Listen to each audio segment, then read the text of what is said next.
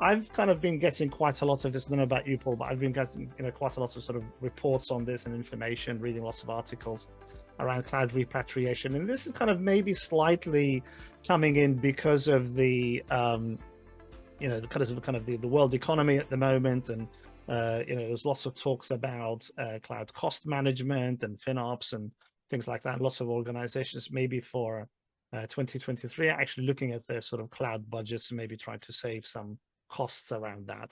So potentially maybe a long shot would be the option of kind of doing some repatriation, which is basically taking back your workloads from the cloud back to a, I don't know, data center or a managed service of some kind. So just to kind of finish off on that, my thing is kind of, is this real? Is this actually happening? Maybe you can help me with that. And then kind of, what would be the implications of doing something like this? What's your thoughts? So, okay. Obviously it covers a multitude of sins. I mean, the whole area of repatriation. One of the first questions is, where are you repatriating to? Exactly. About a managed service or whatever.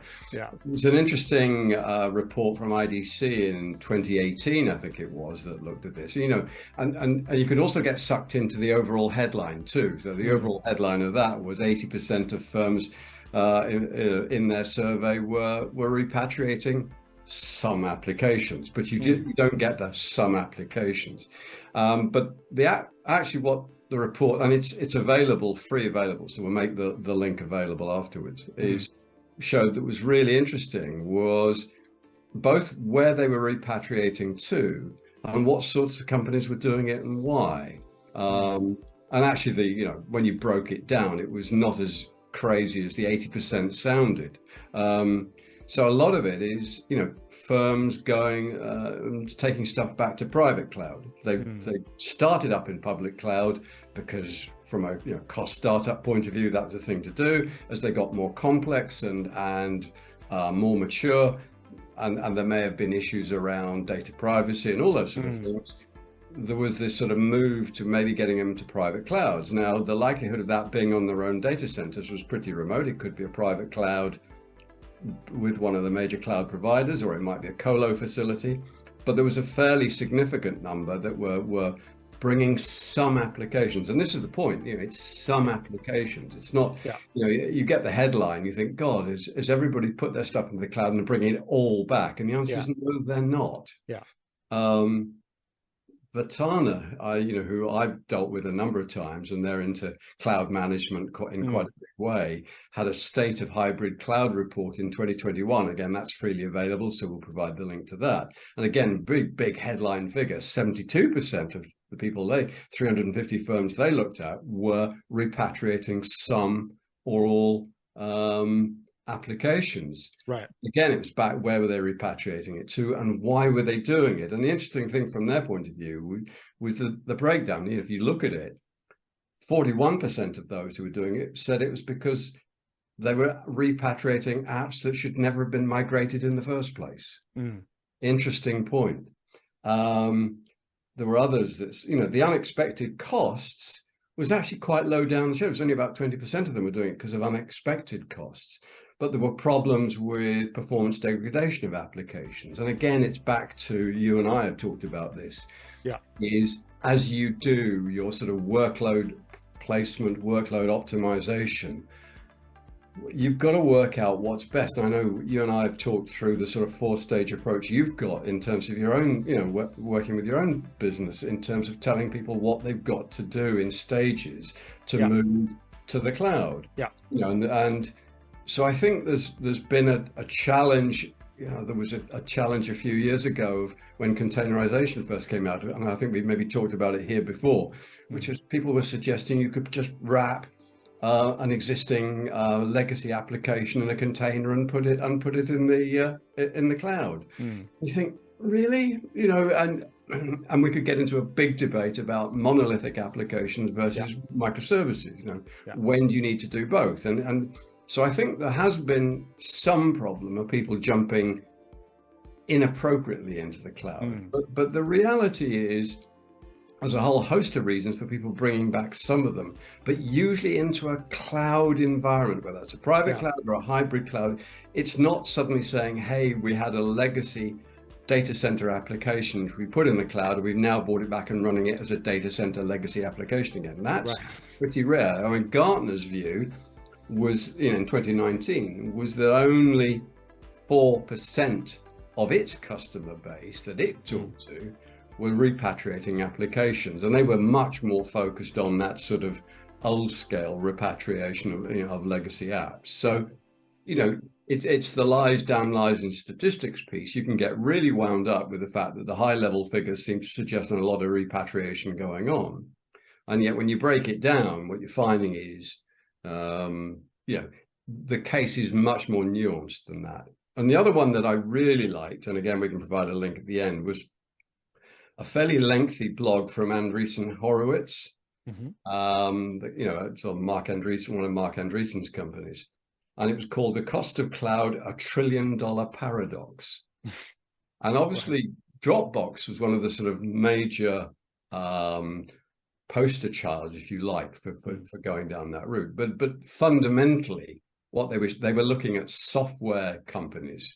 So people like Dropbox and other software as a service type companies, and the impact, the longer term impact of using the cloud on their margins as a percentage of revenue, and that over time, as they grew but revenue growth slowed, the cost of cloud as a percentage of their margin and their was much greater, had an impact on share price, which is one of the reasons why Dropbox decided to go and run it on themselves as a private cloud. Sure. So I think there's any number of areas.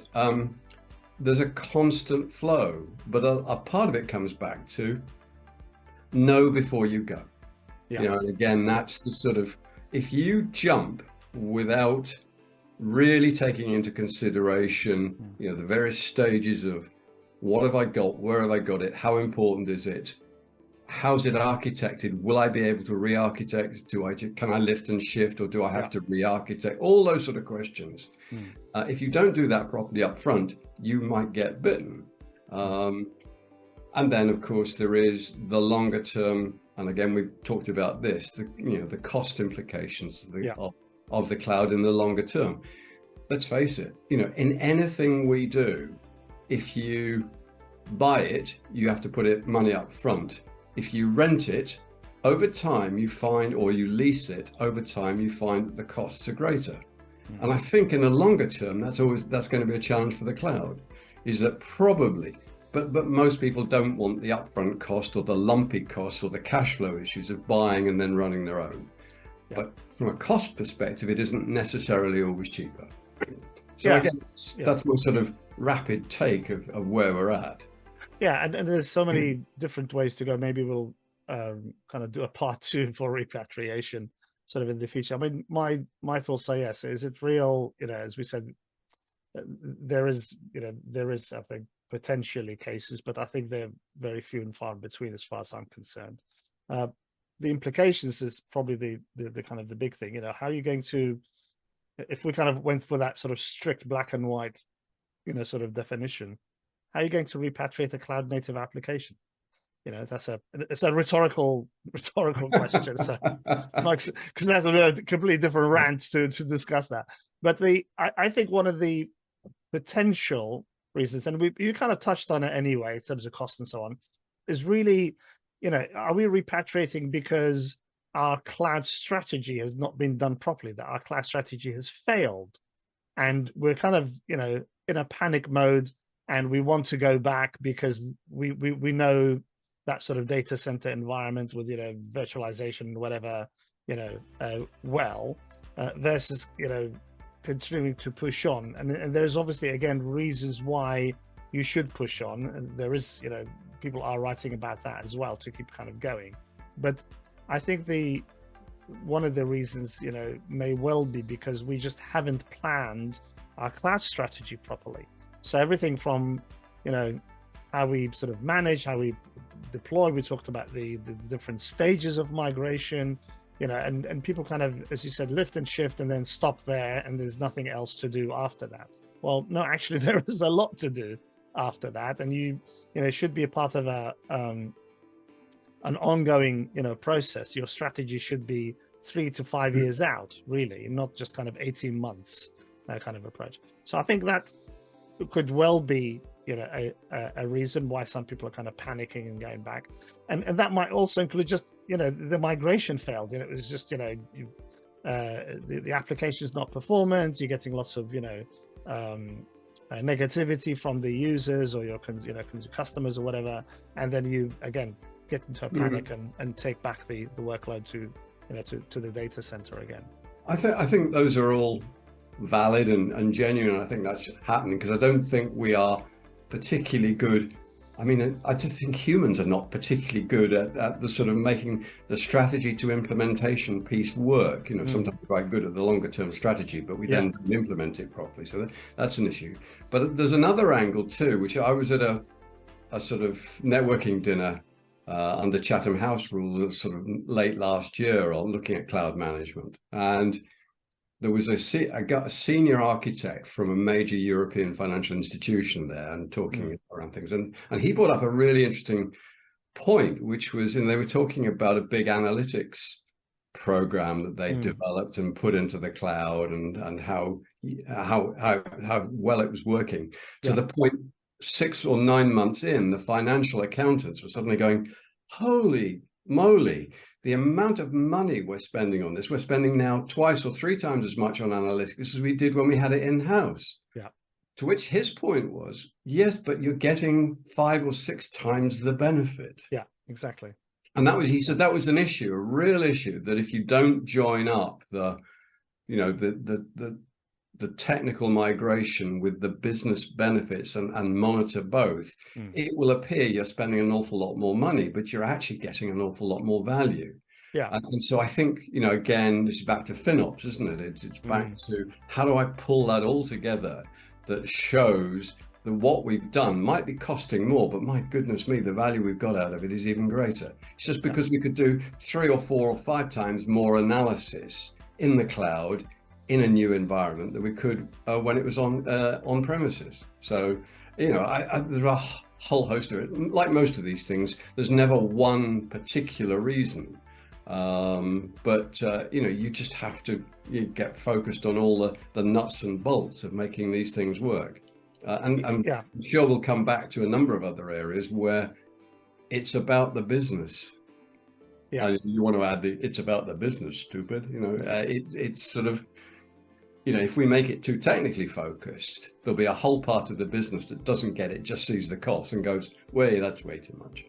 Yeah. And I mean, I think it's, it's not a kind of a new thing. It's we've had awareness of this and awareness is good, but not to what I'm seeing in the press recently is a sensationalization or sensationalism around this topic. People are kind of throwing out we're going to see lots of repatriation in 2023 because of costs and the world economy, and the cloud is doomed and the growth is going to slow and so on. And then that's kind of one side of their lips, and then the other one says, well, actually, it's only because of we didn't do cloud properly, as I was saying, and or whatever, and other people kind of maybe pushing back on that. So there's a little bit of that sort of hype in the press. You know who you are in the press. I won't mention any names. You know very well who you are. I won't mention any names, but I might include the articles in the description of this talk. And and I did see actually somebody else was kind of giving the so-called sort of 3 phases. I wish I could remember what the article was. I'll try and dig that up. And it kind of talked about the 3 phases of success for migration to cloud. And it said your first phase is a failure. Your second phase, it gets more complex. And then the third phase is actually where you reach the nirvana of actually doing cloud properly. And I really agreed with that. I thought that was a very apt description of those sort of what I would technically call the 4 stages of migration that you would need to go through. And all of that, I think, needs to be definitely part of the strategy. You cannot just say, as we said earlier, just, lift and shift, move into that sort of stage one of cloud. So there you go. I've done it. I've moved everything into cloud. I can put my feet up now and relax. Yeah, I think part of the problem, and this will maybe come back to this when we talk about AI on the cloud, is there is always a danger that it becomes almost like a religious mantra. Cloud first becomes cloud only, becomes, you're nuts if you do anything other than the cloud. At which point people who should know better are talking like that, and people who don't know better are going, oh, well, if that's the case, we better do it. And it just has its own momentum that isn't necessarily right. Thank you for watching this talk. If you enjoyed the content, please comment, share, like, and subscribe to support the channel. You may also want to check out some of the other videos on this channel. See you next time.